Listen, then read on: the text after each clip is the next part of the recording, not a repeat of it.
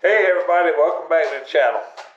I hadn't been posting a lot lately because everything's been so busy. I had made a bunch of videos before my surgery. I've made a couple since then, but nothing major.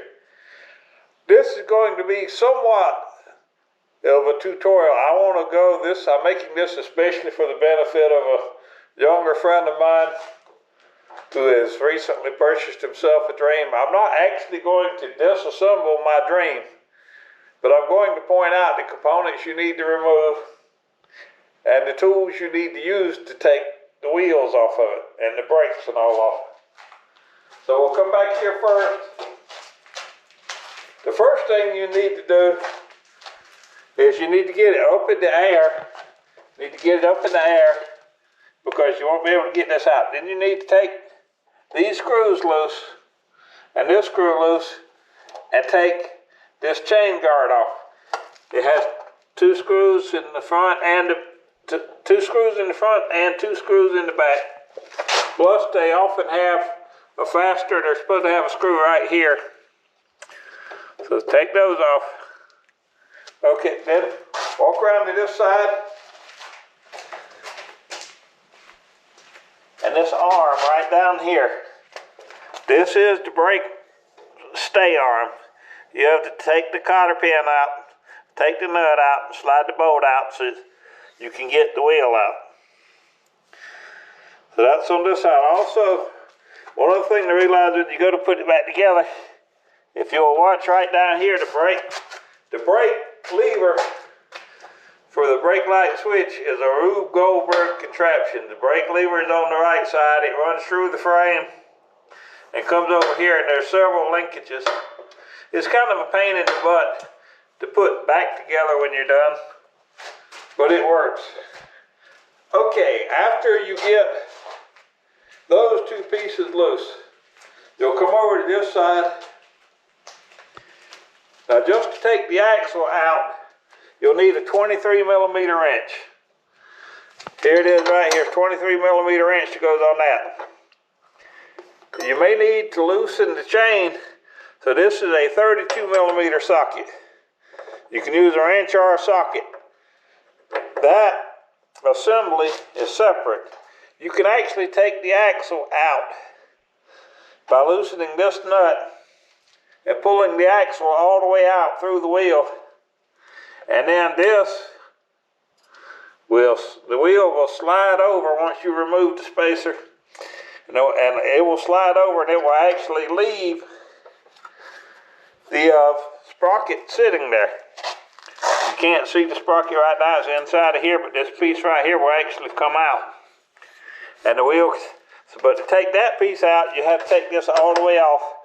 Plus you'll need to loosen this in order to adjust the chain, because it locks the chain adjuster in place.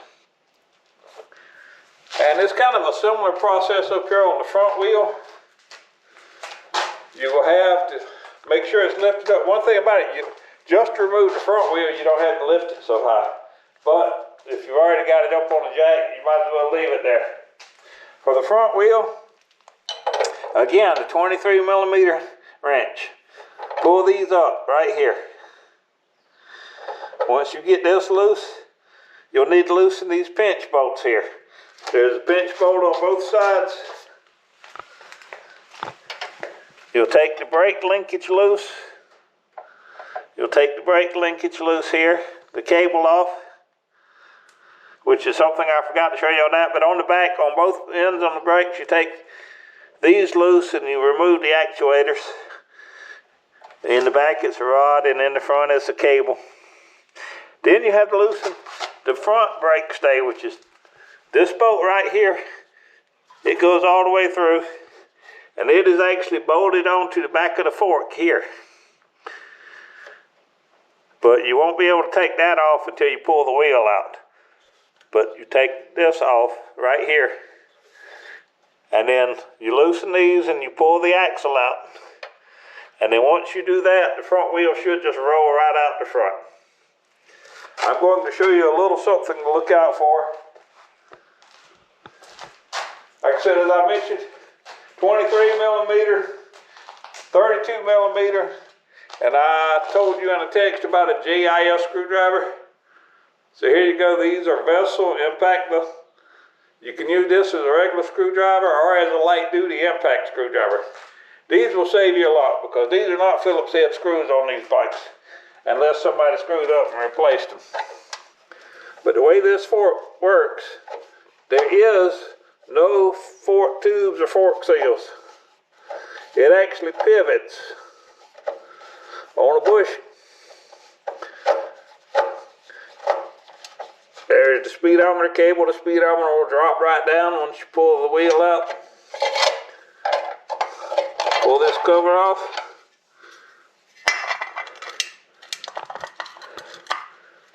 This bolt right here is the front suspension pivot bolt. There's a shock absorber up in here. It's kind of hard to see. This up in here that actually provides the suspension for it. So, but that's kind of the basics of how you need to go about getting these wheels off of your Honda Dream. Hopefully this will help somebody out here. Hopefully it helps my buddy out. Because unfortunately, between taking care of family, next Saturday I'm going to be at a motorcycle show in Faith, North Carolina. It's the Vintage Japanese Motorcycle Club show, the Carolina Classic. You can look that one up. I'll put a link to the VJMC calendar below. Then, of course, next Sunday is also Mother's Day next Sunday, so that's going to be busy, and life is just so full of stuff, so I apologize that I couldn't get to your house and help you out, dude, but hopefully this will get you somewhere, and hopefully it'll help somebody out that wants to restore one of these old bikes, because they're a lot of fun, and I love riding mine. So that's it for today. Y'all keep riding and keep wrenching and stay crazy.